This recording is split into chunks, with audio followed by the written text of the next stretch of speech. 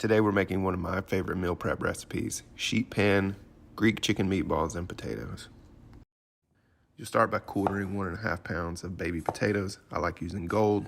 You can also use Yukon Gold potatoes and just dice them to a similar size. Toss them with 2 tablespoons of olive oil and season with 2 teaspoons of Greek seasoning and a teaspoon of dried oregano. I like using Cavender's. They add a bit of MSG, which is extra tasty, but you can use any Greek seasoning. There's tons of recipes out there if you even want to make your own and you have a well-stocked pantry or spice cabinet.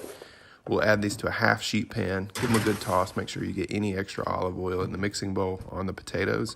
We'll roast at 450 for about 20 minutes, 15 to 20 minutes while you prep the meatballs.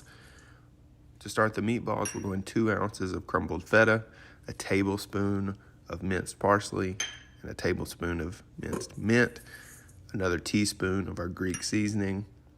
Then we're going about half of a red onion, or around 100 grams, pretty finely diced. Then we're going a 1/4 cup or 30 grams of breadcrumbs, the zest of 1 lemon, and then about a tablespoon or 15 grams of lemon juice. Mix everything together.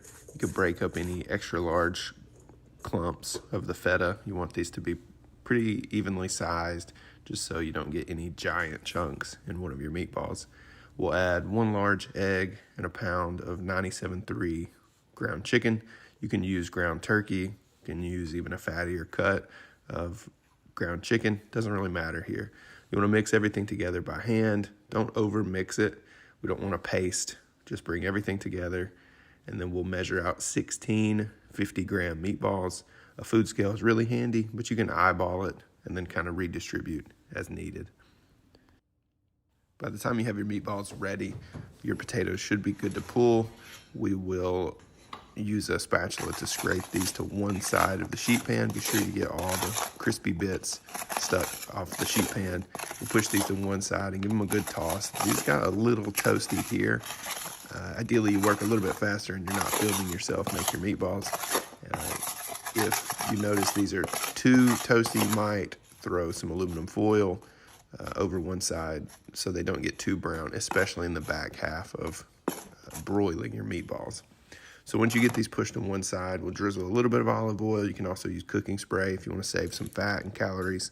Then we add the meatballs to the other side, evenly space these out. We're going to go back in the oven at about 450 for 10 to 15 minutes, and then we'll finish under the broiler for the final 5 to 10 minutes to get some nice browning on these. You want the meatballs to be fully cooked, 165 degrees internally, and nice and golden brown on the top.